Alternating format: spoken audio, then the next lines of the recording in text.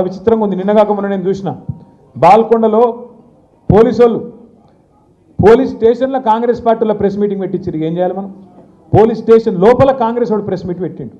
నేను డీజీపీ గారికి చెప్పిన, సపరేట్గా వాళ్ళకి ఆయనతో యూనిఫామ్ ఇచ్చి వాళ్ళని నడుపుకోమని రాదు, ఎందుకు మీ పోలీసు వాళ్ళని నేను చెప్పిన.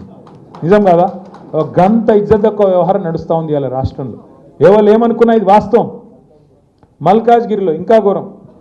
ఇద్దరు గుండగాళ్ళు వచ్చి రోడ్డు మీద గంట సేపు ట్రాఫిక్ జామ్ చేస్తే ట్రాఫిక్ పోలీసు వాడు ఏం చేస్తుండు, వాడు లోకల్ సిఐ ఏం చేస్తుండు, ఆ లోకల్ సిఐని ఆ గుండగాడు బానెట్ మీద నీ కూర్చొని ఇక్కడ రా, వాన్ సంగతి చూడు, వీని సంగతి చూడంటే ఈ రాష్ట్రం ఎవరు నడుపుతున్నారు?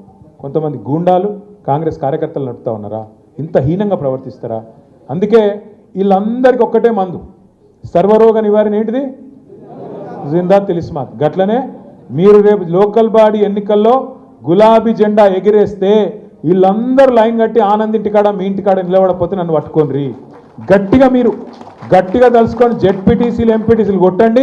100% నేను చెప్తున్నా. అరే రాష్ట్రంలో గాలి మళ్ళీందిరాబాయ్, సపరేట్గా మనం కూడా తోవ పట్టవలసిందే. కేసీఆర్ గారు మళ్ళీ తిరిగి అయితేనే ఉన్నాడు ముఖ్యమంత్రి. సపరేట్గా మనం కూడా మంచిగా మెసలకుండా ఉంటే మంచిది.